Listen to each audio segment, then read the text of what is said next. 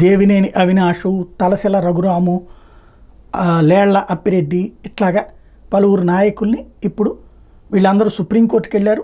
Supreme court వాళ్ళని ఒక నెల రోజుల పాటు అరెస్ట్ చేయొద్దని, ఈలోపుగా పాస్పోర్ట్లు పోలీసులకి సరెండర్ చేయమని, ఎప్పుడు విచారణకు పిలిస్తే అప్పుడు హాజరు కమ్మనమని చెప్పి ఆదేశించింది.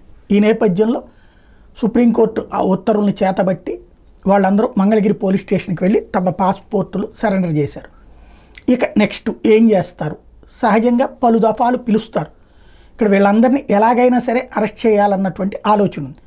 ఇప్పుడు వీళ్ళు పొద్దున్నే నోటీస్ ఇచ్చి మధ్యాహ్నానికి రమ్మను, లేకపోతే కేకేసి ఒక గంటలో వచ్చేయండి నన్ను, ఇట్లాగ పదే పదే చెప్పి వాళ్ళు వచ్చినటువంటి సందర్భాల కంటే రాని సందర్భాలు ఎక్కువగా చూపించి సుప్రీంకోర్టుకు వెళ్ళి వీళ్ళని అరెస్ట్ చేస్తారా, లేదా వచ్చినప్పుడు వీళ్ళని విచారించి సుదీర్ఘంగా విచారించి వీళ్ళ దగ్గర నుంచి డేటా తీసుకుని ఫోన్లో లేకపోతే ఇతరత్ర లొకేషనల్ పాయింట్స్ వీటి తీసుకుని వీటి ద్వారా విచారిస్తారు. ఇప్పటికి కొంతమందిని అరెస్ట్ చేసిన వాళ్ళ దగ్గర నుంచి స్టేట్మెంట్ల ఆధారంగా వీళ్ళే చేయించారు, అక్కడ ఉన్నారు వైఎస్ఆర్ కాంగ్రెస్ పార్టీ ఆఫీస్ దగ్గర అని చెప్తున్న నేపథ్యంలో, ఇంకోటి అప్పటి సీసీటీవీ ఫుటేజ్లు అడిగితే ఇవ్వలేదు ఇప్పటిదాకా పార్టీ, అవి మీరే తీసుకురావాలని చెప్పి వీళ్ళకి ఆ నిర్దేశం చేసి అది చేయకపోతే మిమ్మల్ని అరెస్ట్ చేస్తామని ప్రకటిస్తారా చూడాల్సి ఉంది.